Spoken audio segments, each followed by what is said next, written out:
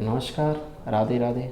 आप सभी का बहुत बहुत स्वागत है हमारे इस भगवत गीता की सीरीज़ में, जिसमें हम डेली के भगवत गीता के अध्याय को अपलोड कर रहे हैं, जिससे कि आप भगवत गीता पढ़ने में जिन लोगों को समस्या होती है या जिनको समझ में नहीं आते श्लोक भगवत गीता के, आप इस सीरीज़ को फॉलो करते हुए भगवत गीता को समझ सकते हैं और इससे आपको बहुत हेल्प मिलेगी भगवत गीता को समझने में।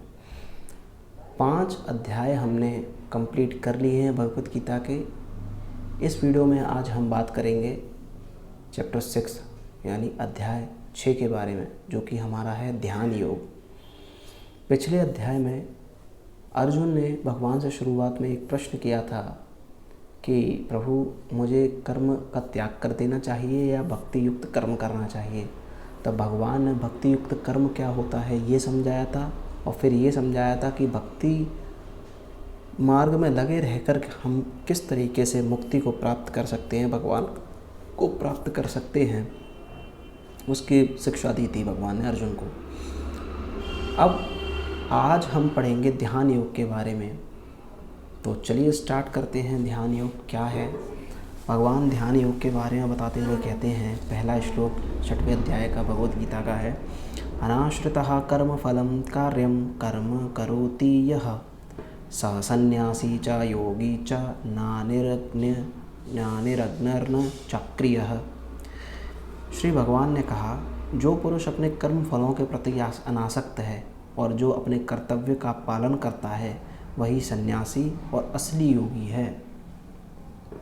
तो भगवान बार बार इसी बात को बार बार दोहरा रहे हैं कि हमें अपने कर्म फलों का त्याग करते हुए अपने कर्तव्यों का पालन करना चाहिए, क्योंकि इसी से ही हम सन्यासी और योगी बनते हैं। ज़रूरी नहीं है कि सभी को क्या कर देना चाहिए, घर बार छोड़कर और जंगल में चले जाना चाहिए तपस्या करने, ऐसा नहीं है। वो अलग विरक्त मार्ग अलग है, लेकिन गृहस्थ में भी रह करके हम अपने कर्तव्यों का पालन करते हुए और भगवान को अपने कर्म फलों को अर्पित करते हुए क्या कर सकते हैं, संन्यास को प्राप्त कर सकते हैं।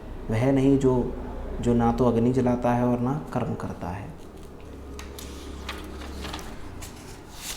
आगे भगवान कहते हैं, यम संन्यासमिति प्राहुर योगम विद्धि पांडव ना है संन्यस्त संकल्पो योगी भवति कश्चन। हे पांडुपुत्र, जिसे संन्यास कहते हैं उसे ही तुम योग अर्थात परब्रह्म से युक्त होना जानो। भगवान यहाँ पर कह रहे हैं कि जिसे संन्यास कहते हैं उसे ही आप क्या जानो, योग अर्थात परब्रह्म से युक्त होना जानो। योग क्या है? परब्रह्म से युक्त होना, परब्रह्म में लीन होना। योग से व्यक्ति क्या करता है? अपनी आत्मा को परमात्मा में लीन करने का प्रयास करता है, क्योंकि इंद्रिय तृप्ति के लिए इच्छा को त्यागे बिना कोई भी योगी नहीं हो सकता। भगवान यहाँ पर कहते हैं कि इंद्रिय तृप्ति के लिए इच्छा को त्यागे बिना कोई भी योगी नहीं हो सकता। मतलब अगर आपको योगी बनना है तो आपको अपनी इंद्रिय तृप्ति के लिए इच्छाओं को तो त्यागना ही पड़ेगा। यदि आप इंद्रिय तृप्ति के लिए इच्छाओं को त्याग नहीं पाते हैं तो आप योगी कैसे बन सकते हैं? आरुरुक्षोर्मुनेर्योगं कर्म कारणमुच्यते योगारूढ़स्य तस्यैव शमः कारणमुच्यते। अष्टांग योग के लिए कर्म साधन कहलाता है। अगर आपको अष्टांग योग करना है तो आपके लिए सबसे बड़ा साधन क्या है? कर्म। और योग सिद्ध पुरुष के लिए समस्त भौतिक कार्यकलापों का परित्याग ही साधन कहा जाता है। और जो योग सिद्ध पुरुष होता है उसके लिए क्या है? समस्त भौतिक कार्यकलापों का परित्याग ही साधन है। अष्टांग योग क्या है? अष्टांग योग हमारा एक ऐसा योग है जिसमें 8 नियमों का हमें पालन करना पड़ता है। 8 प्रकार का योग होता है जिसमें हम कहते हैं इसको, जिसमें 8 चीज़ें आती हैं। और वो कुछ इस प्रकार से हैं कि इसमें हम यम, नियम, आसन, प्राणायाम, प्रत्याहार, ये सब आदि चीज़ों का पालन करते हुए अष्टांग योग हम करते हैं। यदा हीनेन्द्रियार्थेषु न कर्म स्वनु सज्जते सर्वसंकल्प सन्यासी योगारूढ़स्तदोच्यते। जब कोई पुरुष समस्त भौतिक इच्छाओं का त्याग करके ना तो इंद्रिय तृप्ति के लिए कार्य करता है यहाँ पर भगवान कह रहे हैं कि जो ऐसा पुरुष होता है जो भौतिक इच्छाओं का त्याग कर देता है और अपनी इंद्रियों के लिए कार्य नहीं करता, ना सकाम कर्मों में प्रवृत्त होता है, ना किसी कर्म की इच्छा करता है। सकाम कर्मों का मतलब ये कि ऐसा कर्म करना जिससे कि हमें कोई फल की इच्छा हो, ऐसे सकाम कर्मों में प्रवृत्त नहीं होता, वह तो योगारूढ़ कहलाता है। योग में आरूढ़ व्यक्ति होता है, ऐसा उसे योगारूढ़ कहते हैं। उद्धरेदात्मनात्मानं नात्मानाम वसादयेत् आत्मैव हयात्मनो बंधुरात्मैव रिपुरात्मनः। मनुष्य को चाहिए कि अपने मन की सहायता से अपना उद्धार करे।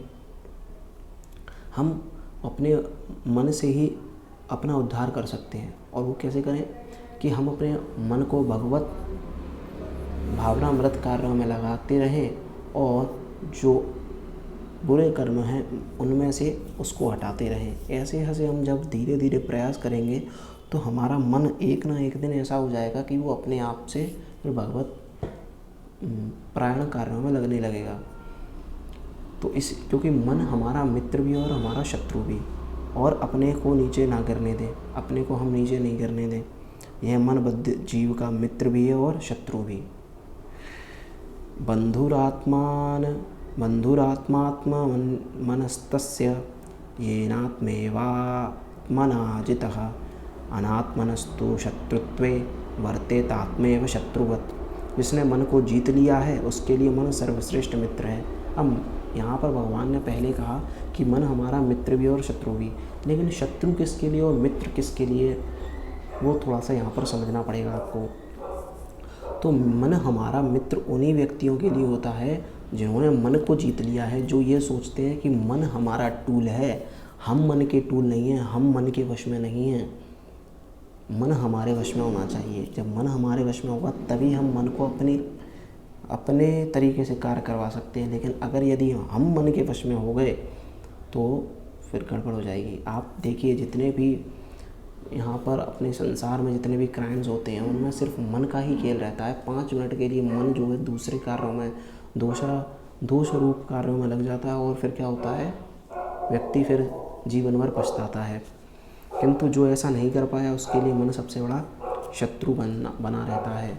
अब शत्रु किसके लिए बना रहता है? ऐसे व्यक्तियों के लिए जो लोग अपने मन को नहीं वश में कर पाते।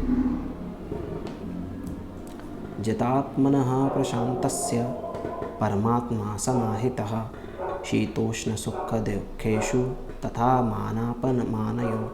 जिसने मन को जीत लिया है उसने पहले ही परमात्मा को प्राप्त कर लिया है। मन को जो जीत लेता है वो परमात्मा को पहले ही प्राप्त कर लेता है, क्योंकि उसने शांति प्राप्त कर ली है। और अभी मैंने आपको बताया था वो भगवान का जो स्वरूप है वो क्या है? सच्चिदानंदमय स्वरूप है भगवान का। तो जो व्यक्ति शांति प्राप्त कर लेता है वो आनंद की अनुभूति करता है, और जो आनंद की अनुभूति कर रहा है इसका मतलब क्या है? उसने परमात्मा को प्राप्त कर लिया। और परमात्मा को प्राप्त करने का सिर्फ एक ही उपाय है, वो है अपना मन को वश में करना। ऐसे पुरुष के लिए सुख दुख, सर्दी गर्मी, मान अपमान एक से होते हैं। ऐसा व्यक्ति चाहे उसकी निंदा हो या स्तुति हो, उससे उसे कोई फर्क नहीं पड़ता। ज्ञान विज्ञान तृप्तात्मा कूटस्थो विजितेन्द्रियः युक्त इच्युच्यते योगी समलोष्ट्राश्म कांचनः। वह व्यक्ति आत्म साक्षात्कार को प्राप्त तथा योगी कहलाता है। कैसा व्यक्ति आत्म साक्षात्कार को प्राप्त योगी कहलाता है? भगवान यहाँ पर बता रहे हैं, ध्यान से सुनिएगा। जो अपने अर्जित ज्ञान तथा अनुभूति से पूर्णतः संतुष्ट रहता है। जिसने अपने ज्ञान को अर्जित किया है और अनुभूति की उससे संतुष्ट है पूर्णतः, ऐसा व्यक्ति अध्यात्म को प्राप्त और तथा जितेंद्रिय कहलाता है। ऐसा व्यक्ति क्या कहलाता है? अध्यात्म को प्राप्त और जितेंद्रिय। जितेंद्रिय मतलब जिसने अपनी इंद्रियों को जीत लिया है। वह सभी वस्तुओं को, चाहे वे कंकड़ हो, पत्थर हो या कि सोना, एक समान देखता है। चाहे वो कंकड़ हो, पत्थर हो या सोना, सभी को एक समान देखता है, मतलब सभी में भगवान का दर्शन करता है। प्रहलाद जी से हिरण्यकश्यपु ने पूछा कि क्या खंबे में तुम्हारे भगवान हैं? तो उन्होंने कहा हाँ। तो नरसिंह भगवान खंबे में से ही प्रकट हुए। सुहृन्मित्रार्युदासीन मध्यस्थद्वेष्य बन्धुषु साधुष्वपि च पापेषु समबुद्धिर्विशिष्यते। जब मनुष्य निष्कपट हितैषियों, प्रिय मित्रों, तटस्थों, मध्यस्थों, ईर्ष्यालुओं, शत्रुओं तथा मित्रों, पुण्यात्माओं एवं पापियों को समान भाव से देखता है, वह और भी उन्नत माना जाता है। देखिए, अच्छा या बुरा कोई इंसान नहीं होता, मतलब इंसान का मतलब कोई जीवात्मा अच्छा या बुरा नहीं होती। जीवात्मा तो बस जीवात्मा है, वो किसी भी कार्य में नहीं फंसती। ये हम पहले ही भगवत गीता में पढ़ चुके हैं। बुराइयाँ जो आती हैं वो प्रकृति के 3 गुणों की वजह से व्यक्ति में आती हैं, और अच्छाइयाँ आती हैं वो भी 3 गुणों की वजह से ही आती हैं। कौन कौन सी हैं गुण? रजोगुण, तमोगुण और सतोगुण। इन तीनों की वजह से। तो जो व्यक्ति ये समझता है कि किसी व्यक्ति में बुराइयां और अच्छाइयाँ वो उसकी गुणों की वजह से है, ना कि वो खुद वो जीवात्मा खुद ऐसा है, वही क्या है? उन्नत माना जाता है। योगी युञ्जीत सततमात्मा आत्मानं रहसि स्थितः एकाकी यच्चित्तात्मा निराशीर परिग्रह। योगी को चाहिए कि वह सदैव अपने शरीर, मन तथा आत्मा को परमेश्वर में लगाए। योगी कैसा होना चाहिए? इसकी आत्मा, शरीर, मन सब कुछ क्या लगा होना चाहिए? परमेश्वर में लगा होना चाहिए। एकांत स्थान में रहे। एकांत स्थान का मतलब ये नहीं कि दुनिया से ही कनेक्ट ना हो, दुनिया से कनेक्ट होते हुए भी डिस्कनेक्ट रहे, मतलब किसी से मोह ना रखे। लोगों के बीच में रहते हुए भी, इसका मतलब एकांत में रहने का मतलब नहीं जंगल में चले जाओ। लोगों के बीच में रहते हुए भी उनसे डिस्कनेक्ट रहे, व्यवहार अच्छे से करे, पर लेकिन किसी से मोह ना करे, ज़्यादा अटैचमेंट ना करे। बड़ी सावधानी के साथ अपने मन को वश में करें। अब क्योंकि आप संसार में हैं तो आपका मन फिसल सकता है, इसीलिए आपको बड़ी सावधानी रखनी चाहिए अपने मन के प्रति। उसे समस्त आकांक्षाओं तथा संग्रह भाव की इच्छा से मुक्त होना चाहिए, सभी इच्छाओं से मुक्त होना चाहिए उसे। शुचौ देशे प्रतिष्ठाप्य स्थिरमासनमात्मनः नात्युच्छ्रितं नातिनीचं चैलाजिनकुशोत्तरं तत्रैकाग्रं मनः कृत्वा यतचित्तेन्द्रियक्रिय उपविश्य विषयासने युञ्ज्याद्योगमात्मविशुद्धये। योगाभ्यास के लिए योगी एकांत स्थान में जाकर भूमि पर कुशा बिछा दें। अब भगवान यहाँ पर योग के बारे में बता रहे हैं कि आप ध्यान कैसे कर सकते हैं। योगाभ्यास के लिए आपको क्या करना है? एक भूमि पर जाकर कुशा बिछा दें, फिर उसे मृगछाला से ढकें और ऊपर से मुलायम वस्त्र बिछा दें। आसन ना तो ज़्यादा ऊंचा हो ना ज़्यादा नीचा हो, वह पवित्र स्थान हो। पवित्र स्थानों का मतलब यहाँ पर ये है कि जो तीर्थ स्थल होते हैं हमारे, वहाँ पर इसका ज़्यादा लाभ होता है। योगी को चाहिए कि इस पर दृष्टतापूर्वक बैठ जाए, अच्छे से बैठ जाए उस आसन पर, और मन, इंद्रिय तथा कर्मों को वश में करते हुए तथा मन को एक बिंदु पर स्थिर करके हृदय को शुद्ध करने के लिए योगाभ्यास करें। मन को एक बिंदु पर स्थिर करें और योगाभ्यास करें। समं काय शिरोग्रीवं धारयन् चल्लं स्थिरः संप्रेक्ष्य नासिकाग्रं स्वं दिशश्चानवलोकयन् प्रशान्तात्मा विगतभीरं ब्रह्मचारी व्रते स्थितः मनः संयम्यमच्चित्तो युक्त आसीत मत्परः। योगाभ्यास करने वालों के लिए को चाहिए कि वह अपने शरीर, गर्दन तथा सिर को सीधा रखें, अपने मेरुदंड को मतलब रीढ़ की हड्डी को, और अपने शरीर, गर्दन को सीधा रखें। नाक के अगले सिरे पर दृष्टि लगाएं। यहाँ पर हमको दृष्टि लगानी चाहिए।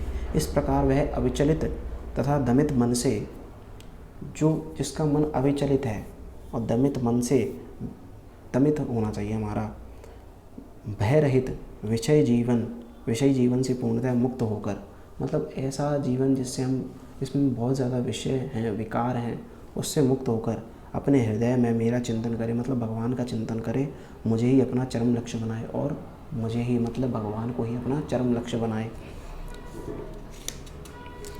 भगवान आगे कहते हैं, युञ्जनेवं सदात्मानं योगे नियतमानसः शांतिं निर्वाण परमां मत संस्थामधिगच्छति।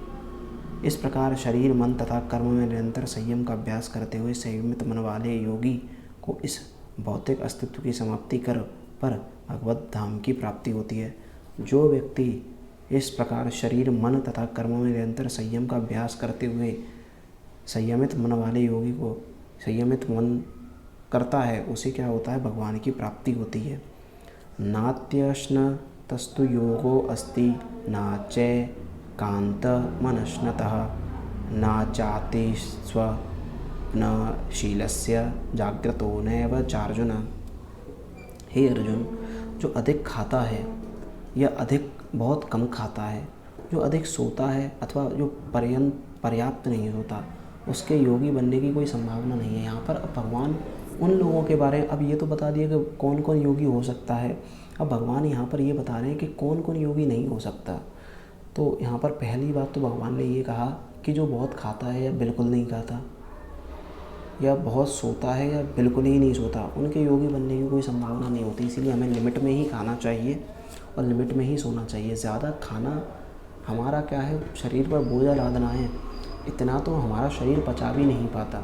अब बहुत से लोग क्या करते हैं कि शरीर पेट से ही ऊपर खा लेते हैं, उनको खाने के अलावा कुछ दिखता ही नहीं है, उल्टी सीधी चीज़ें खा रहे हैं, मांस आदि खा रहे हैं, अंडे वगैरह, किस लिए, सिर्फ शरीर को पुष्ट करने के लिए। अरे भाई, शरीर तो नाशवान है और शरीर ऐसा नहीं है। देखिए, हमारे यहाँ पर भगवान ने ऐसी चीज़ें बनाई हैं, हर एक चीज़ का सब्स्टिट्यूट बनाया है। अब लोग प्रोटीन के चक्कर में, प्रोटीन लेने के चक्कर में जाने क्या क्या कर देते हैं। तो अगर आपको मन की शांति चाहिए, तो आपको सात्विक भोजन, सात्विक आहार ग्रहण करना चाहिए, और वो भी लिमिट में करना चाहिए। इससे आपका क्या होता है, ब्रह्मचर्य भी पुष्ट होता है। युक्ताहार विहारस्य युक्तचेष्टस्य कर्मसु युक्तस्वप्नावबोधस्य योगो भवति दुःखः। जो खाने, सोने, अमोद प्रमोद तथा काम करने की आदतों से में नियमित रहता है, वह योगाभ्यास द्वारा समस्त भौतिक क्लेशों को नष्ट कर सकता है। ऐसा व्यक्ति जो सोने, खाने, अमोद प्रमोद तथा काम करने की आदतों में नियमित रहता है, वो ऐसा व्यक्ति क्या कर सकता है, योगाभ्यास से अपने सोने को, खाने पर नियंत्रण करके, है ना, अपने काम पर नियंत्रण करके क्या कर सकता है, भौतिक क्लेशों से नष्ट हो सकता है, भौतिक क्लेशों को नष्ट कर सकता है, माफ़ कीजिएगा, भौतिक क्लेशों को नष्ट कर सकता है। यदा विनियतं चित्त मान्येव अवतिष्ठते निस्पृह सर्वकामेभ्यो युक्त इत्युच्यते। तदा जब योगी योगाभ्यास द्वारा अपने मानसिक कार्यकलापों को वश में कर लेता है, मतलब जब योगी योग करते करते क्या करता है, अपने मानसिक कार्यकलापों को वश में कर लेता है और अध्यात्म में स्थिर हो जाता है, अर्थात समस्त भौतिक इच्छाओं से रहित हो जाता है, वह योग में सुस्थिर कहलाता है। जो एक तो मानसिक कार्यकलापों से मुक्त है, वश में कर लेता है अपने मानसिक कार्यकलापों, अध्यात्म में स्थिर है, मतलब सारी इच्छाओं को त्याग चुका है, वही व्यक्ति क्या होता है, योग में सुस्थिर माना जाता है। यथा दीपो निवातस्थो नेंगते सोपमा स्मृता योगिनो यत चित्तस्य युञ्जतो योगमात्मनः। जिस प्रकार वायु रहते स्थान में दीपक हिलता डुलता नहीं, उसी तरह जिस योगी का मन वश में होता है, वह आत्म तत्व के ध्यान में सदैव स्थिर रहता है। देखिए, यहाँ पर भगवान कहते हैं कि दीपक जो होता है, अगर वायु चल रही हो, दीपक जल रहा है और वायु चल रही हो, तो क्या होता है, उसकी जो लौ होती है वो हिलती डुलती रहती है। भगवान यहाँ पर कह रहे हैं कि जो हमें यदि योगी बनना है, सदैव योग में स्थिर रहना है, सदैव शांत रहना है, तो हमें क्या करना पड़ेगा, अपने मन को इस तरीके से, मन रूपी लौ को इस तरीके से रखना पड़ेगा कि इंद्रियों के द्वार के द्वारा हमारी जो विकार रूपी वायु है, जो विकार उत्पन्न होते हैं, वो विकार रूपी वायु हमारे अंदर एंटर न कर सके, तभी हमारा मन रूपी ज्वाला जो है ठीक से स्थिर होकर जल सकती है, और तभी हम ध्यान कर सकते हैं, ध्यान में स्थिर सदैव रह सकते हैं।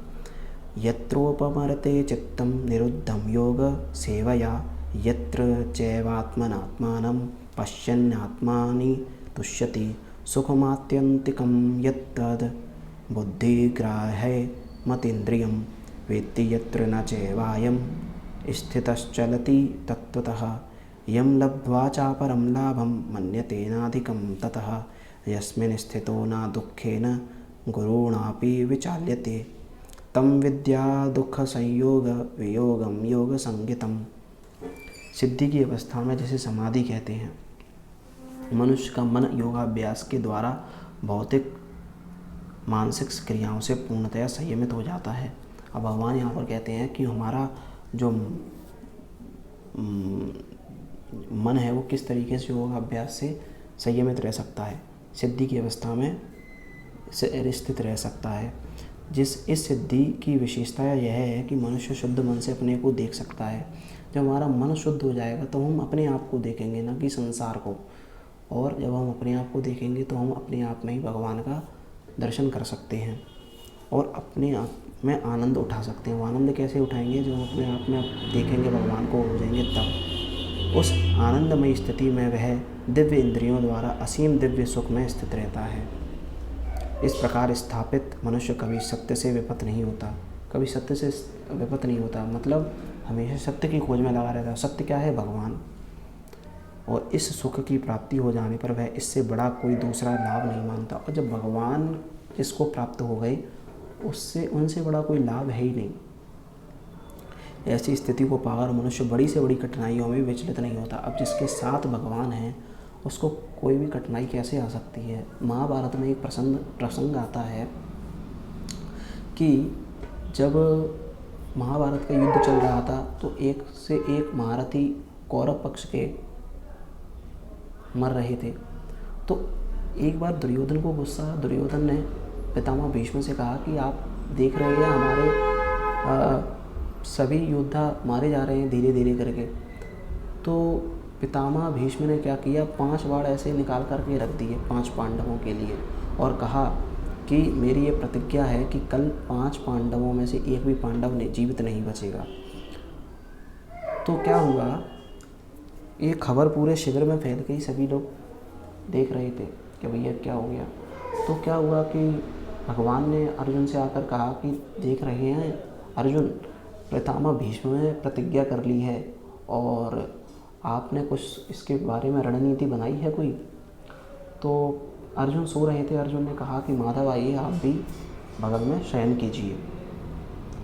तो अर्जुन का भाव यहाँ पर ये था कि मैं चिंता क्यों करूं, मेरे लिए तो स्वयं आप ही चिंता करने वाले हैं। जब आपको मेरी चिंता है तो मुझे चिंता करने की आवश्यकता क्या है?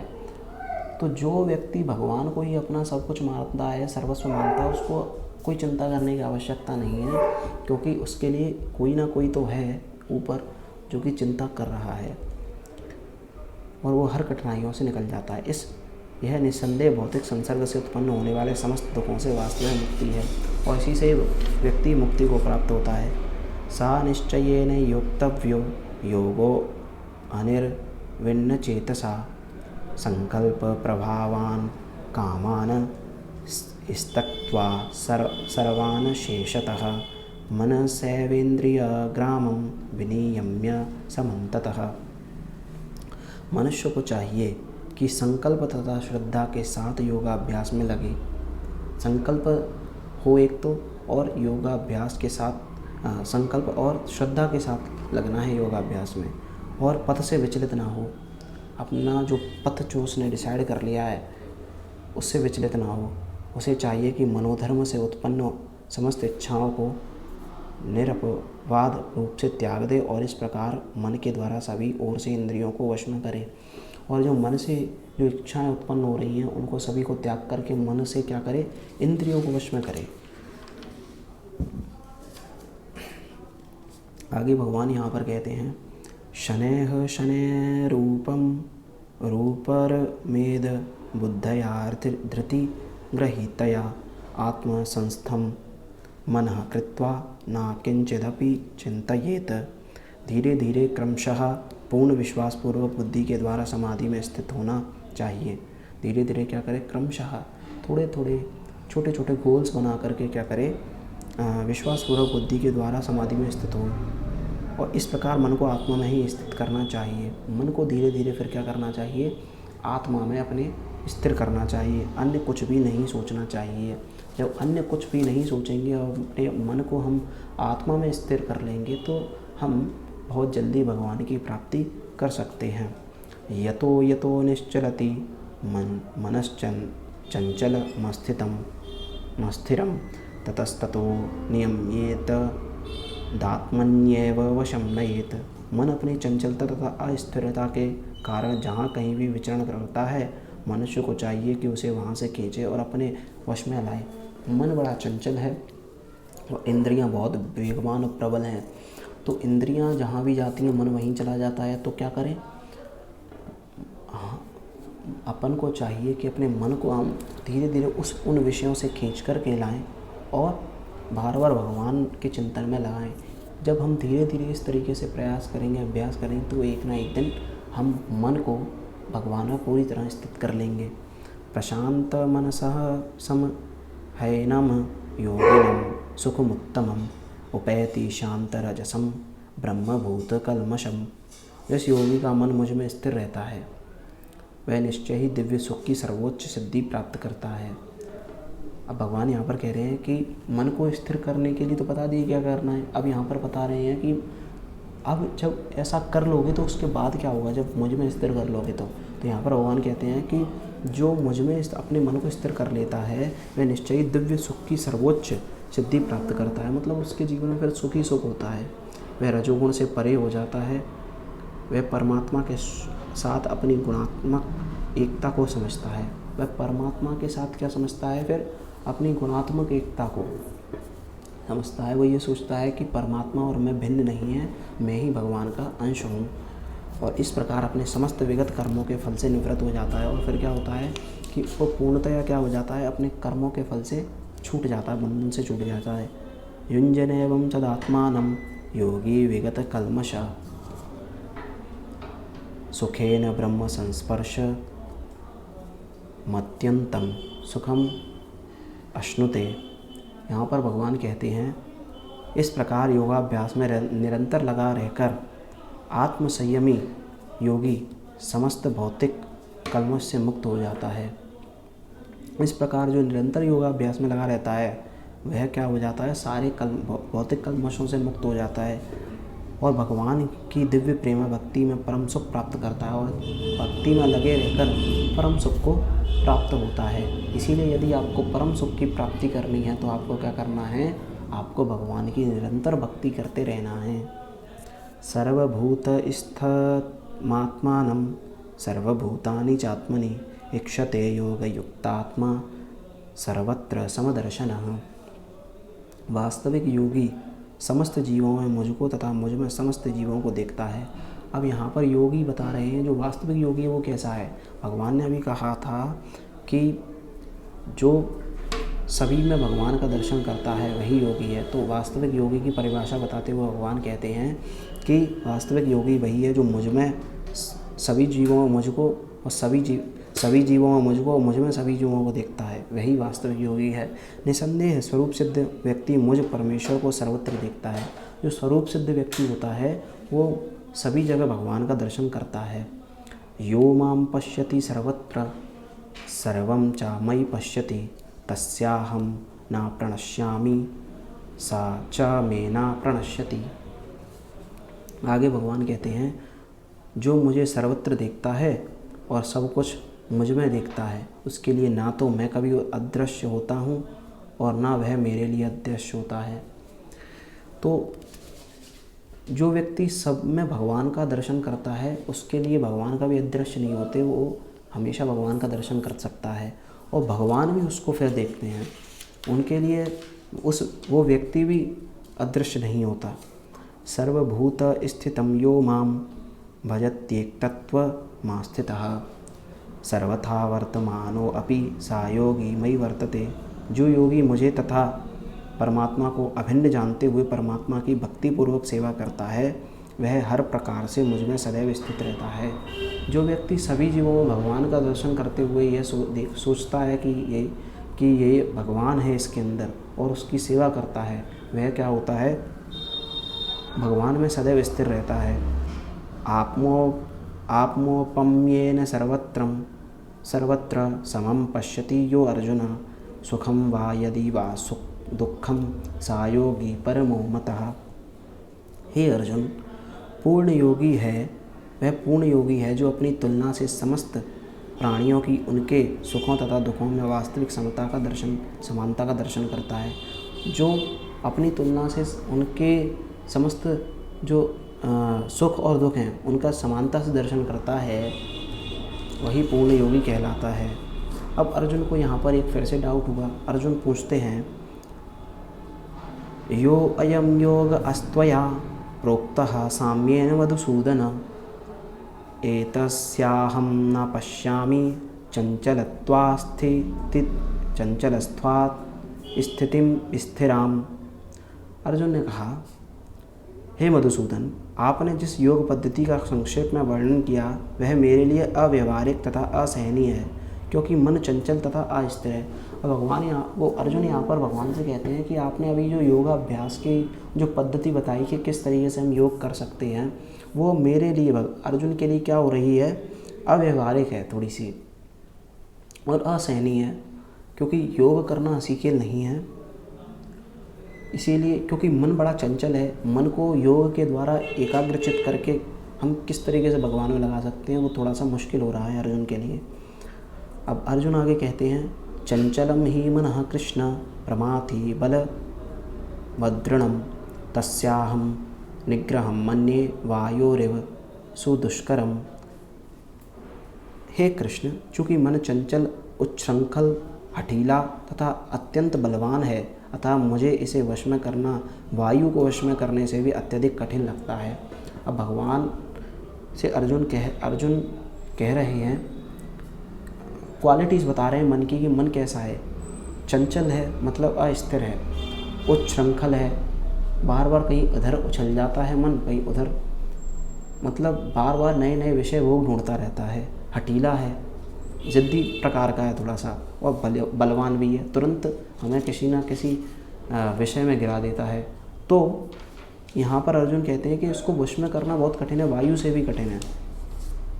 तो भगवान अर्जुन को बताते हैं कि आप किस तरीके से इसको वश में कर सकते हैं। तो भगवान कहते हैं, असंशयम महाबाहो मनो दुर्निग्रहम चलम अभ्यासेन तो कौन्तेय वैराग्येण न ग्रह्यते।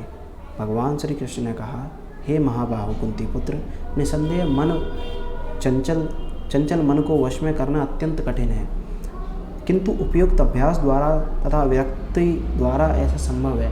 तो भगवान कहते हैं कि यह बात सही है कि चंचल मन को वश में करना कठिन है, लेकिन जो मैंने अभी वर्णन किया योगाभ्यास का, उससे तुम इसको मन को वश में कर सकते हो। मन को वश में करना संभव है उस योग पद्धति से। आगे भगवान कहते हैं, असंयतात्मना योगो दुष्प्राप इति मे मति है, वश्यात्मना तु यतता शक्यो अवाप्तुमुपायतः। जिसका मन उच्छृंखल है उसके लिए आत्म साक्षात्कार कार्य कठिन होता है, किंतु जिसका मन संयमित है और जो समुचित उपाय करता है उसकी सफलता ध्रुव है, ऐसा मेरा मत है। तो भगवान यहाँ पर कहते हैं कि जिसका मन संयमित होता है वह मेरे को प्राप्त कर सकता है, ऐसा खुद भगवान कह रहे हैं, क्योंकि भगवान ने कहा है ऐसा मेरा मत है। तो अर्जुन फिर से सवाल करते हैं, अयति ही श्रद्धयोपेतो योगांचलित मानसः अप्राप्य योग संसिद्धिम काम गतिम कृष्ण गच्छति। अर्जुन ने कहा, हे कृष्ण, उस असफल योगी की गति क्या है जो प्रारंभ में श्रद्धापूर्वक आत्म साक्षात्कार की विधि ग्रहण करता है, किंतु बाद में भौतिकता के कारण उससे विचलित हो जाता है और योग सिद्धि को प्राप्त नहीं कर पाता।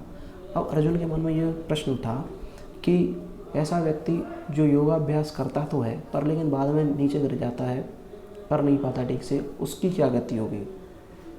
अर्जुन आगे पूछते हैं, किंचिनो भय विभ्रष्ट आच्छिन्ना भ्रमेव नश्यति अप्रतिष्ठो महाबाहो विमूढ़ो ब्रह्मणः पथि। हे महाबाहु कृष्ण, क्या ब्रह्म प्राप्ति के मार्ग से भ्रष्ट ऐसा व्यक्ति आध्यात्मिक तथा भौतिक दोनों ही सफलताओं से च्युत नहीं होता। अब अर्जुन भगवान से कहते हैं कि ऐसा व्यक्ति जो गिर जाता है योगाभ्यास से, पथभ्रष्ट हो जाता है, क्या वह व्यक्ति आध्यात्मिक और भौतिक दोनों ही सफलताओं को प्राप्त नहीं होता और छिन्न भिन्न बादल की भांति विनष्ट नहीं हो जाता, जिसके फलस्वरूप उसके लिए किसी लोक में कोई स्थान नहीं रहता। अर्जुन यहाँ पर पूछते हैं। फिर अर्जुन कहते हैं, एतन्मे संशयं कृष्ण छेत्तुम अर्हस्य शेषतः त्वदन्यः संशयस्यास्य छेत्ता नाहयोपपद्यते। हे कृष्ण, यही मेरा संदेह है और मैं आपसे इसे पूर्णतया दूर करने की प्रार्थना कर रहा हूँ। अर्जुन यही पूछ रहे हैं कि अगर मैं योगाभ्यास तो कर लूँ, लेकिन अगर मैं गिर जाता हूँ तो फिर मेरी क्या गति होगी। इसको अर्जुन पूछना चाहते हैं। आपके अतिरिक्त अन्य कोई ऐसा नहीं है जो इस संदेह को नष्ट कर सके। तो अर्जुन अपने डाउट को दूर करने के लिए भगवान से पूछते हैं। तो भगवान आगे आंसर देते हुए कहते हैं, पार्थ नैवेह नामुत्रो विनाशस्तस्य विद्यते नाहि कल्याणकृत कश्चिद उर्गति दुर्गतिम तात गच्छति। भगवान ने कहा, हे प्रतापपुत्र, कल्याण कार्यों में निरत योगी का ना तो इस लोक में और ना परलोक में ही विनाश होता है। हे मित्र, भलाई करने वाला कभी बुराई से पराजित नहीं होता। देखिए, भगवान यहाँ पर ये कहना चाहते हैं, अर्जुन ने ये कहा कि अगर मैं योग अभ्यास करूं और मैं नीचे गिर गया तो पहले तो अर्जुन ने, देखो, इतनी गीता कहने के बाद भी अर्जुन को ये समझ में नहीं आया कि उसको कर्म फल को त्याग कर योग करना है, क्योंकि योग भी तो एक कर्म है। और अर्जुन फिर से कर्म फल के पीछे भाग रहे हैं कि अगर मैं गिर गया तो ऐसा हो गया, तो वैसा हो गया। तो भगवान यही कहते हैं कि अगर तुम योग अभ्यास करोगे और तुम गिर भी गए तो भी कोई तुम्हारी हानि नहीं होगी, लेकिन यदि तुम नहीं करते हो तो तुम्हारा मन बार बार तुम्हें गिराता रहेगा। तो इससे अच्छा ये है कि करो। आगे भगवान कहते हैं अर्जुन से, प्राप्य पुण्यकृतां लोकान् उषित्वा शाश्वती समाः शुचिनाम श्रीमतां गेहे योग भ्रष्टो अभिजायते। भगवान इस श्लोक में कहते हैं, असफल योगी पवित्र आत्माओं के लोकों में अनेकानेक वर्षों तक भोग करने के बाद या तो सदाचारी पुरुषों के परिवार में या कि धनवानों के कुल में जन्म लेता है। अब यहाँ पर भगवान अर्जुन का डाउट दूर करते हुए ये कह रहे हैं, क्योंकि अर्जुन ने ये प्रश्न किया था कि अगर कोई योग से भ्रष्ट होकर नीचे गिर जाता है तो उसकी क्या गति होगी।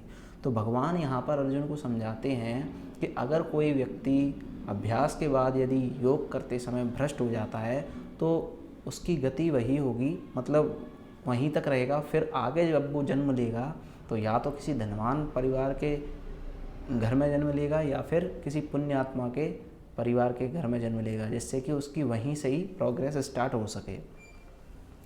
अगला श्लोक है, अथवा योगी नामेव कुले भवति धीमताम एतद्धि दुर्लभतरम लोके जन्म यदीदृशम। अथवा यदि दीर्घकाल तक योग करने के बाद असफल रहे तो वह ऐसे योगियों के कुल में जन्म लेता है जो अति बुद्धिमान है।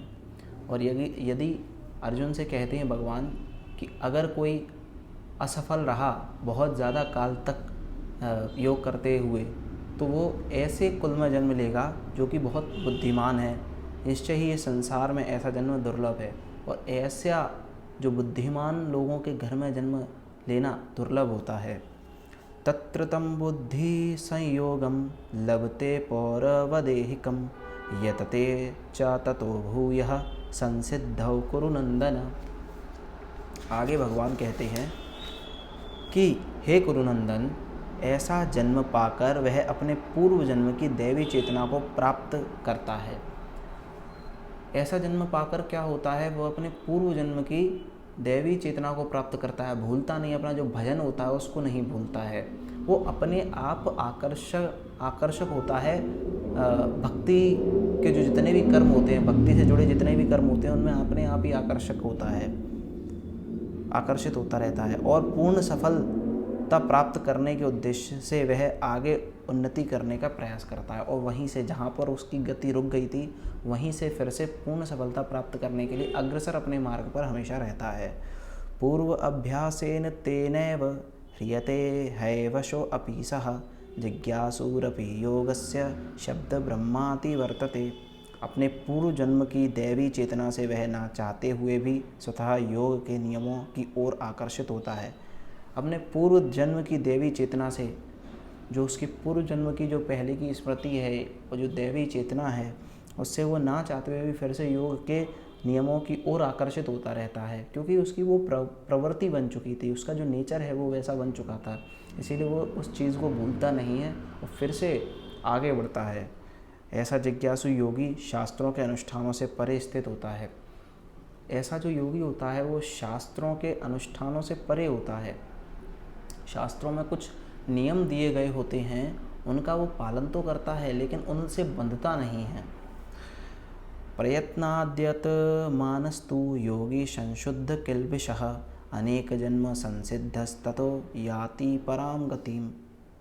और जब योगी समस्त कल्मश से शुद्ध होकर सच्ची निष्ठा से आगे प्रगति करने का प्रयास करता है तो अंततो गत्वा अनेकानेक जन्म के अभ्यास के पश्चात सिद्धि लाभ करके वह परम गंतव्य को प्राप्त होता है। और जब इस तरीके से वो अच्छी सच्ची निष्ठा से अपने कर्तव्यों का पालन करता है हर कल्मश से शुद्ध होकर, तो वो अंत में अनेकों अनेक जन्म के अभ्यास से वो अंत में कहाँ पहुँचता है, भगवान की प्राप्ति करता है, अपने लक्ष्य तक पहुँच जाता है।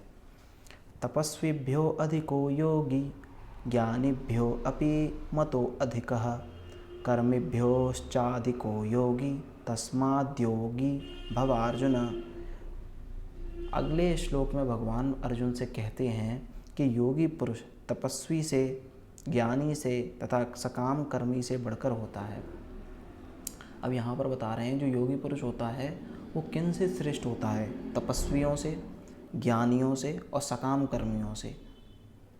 सकाम कर्मियों से तो श्रेष्ठ होगा ही, क्योंकि सकाम कर्म में क्या होता है कि जो व्यक्ति है वो अपने फल की आकांक्षाओं से ज़्यादा परिपूर्ण रहता है, उसको फल की इच्छा ज़्यादा होती है। लेकिन यहाँ पर ऐसा नहीं होता। जो योगी पुरुष होता है उसको फल की चिंता नहीं रहता है, फल से रहित होता है। अतः हे अर्जुन, तुम सभी प्रकार से योगी बनो। इसीलिए भगवान अर्जुन से कहते हैं कि तुम सभी प्रकार से कैसे बनो, योगी बनो। योगिनामपि सर्वेषां